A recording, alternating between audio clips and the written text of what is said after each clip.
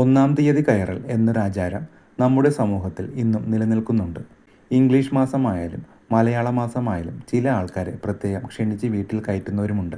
ചില വ്യക്തികൾ ഒന്നാം തീയതി കയറിയാൽ ശുഭവും മറ്റു ചിലർ കയറിയാൽ അശുഭവുമാണെന്നാണ് കരുതപ്പെടുന്നത്.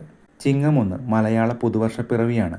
അതിനാൽ ഈ ഒന്നാം തീയതിയിലെ ശുഭഫലം വർഷം മുഴുവൻ നിലനിൽക്കുമെന്നാണ് വിശ്വാസം. ഒന്നാം തീയതി കയറുന്ന ആളുടെ ഗുണഗണങ്ങൾ മൂലമല്ല വീട്ടിൽ ഐശ്വര്യമുണ്ടാകുക, മറിച്ച് ഗൃഹനാഥൻ്റെ ജന്മനക്ഷത്രവുമായി ശുഭബന്ധമുള്ള നക്ഷത്രജാതരാലാണ്.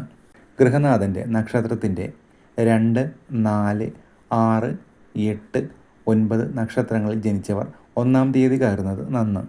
ഗൃഹനാഥന് ശുഭത്വമുള്ള നാളുകാരിൽ നിന്ന് അശ്വതി, കാർത്തിക, രോഹിണി, മകയിരം, മകം, പൂരം, ഉത്രം, അത്തം, വിശാഖം, അനിഴം, തൃക്കേട്ട, മൂലം, പൂരാടം, തിരുവോണം, അവിട്ടം, ഉത്രട്ടാതി, രേവതി എന്നീ നക്ഷത്രജാതരിൽ ഒരാളെ ഒന്നാം തീയതി ഭവനത്തിലേക്ക് ക്ഷണിക്കുന്നത് അത്യുത്തമമാണ്. കഴിവതും ശുഭനക്ഷത്രജാതനെ ഒന്നാം തീയതി കയറാനായി ക്ഷണിക്കുകയും ആ വ്യക്തിയെ സന്തോഷത്തോടെ സൽക്കരിച്ചയക്കുകയും ചെയ്യുക. ആ വ്യക്തിയുടെ സംതൃപ്തി കുടുംബത്തിന് അനുഗ്രഹമായി തീരും എന്നാണ് വിശ്വാസം.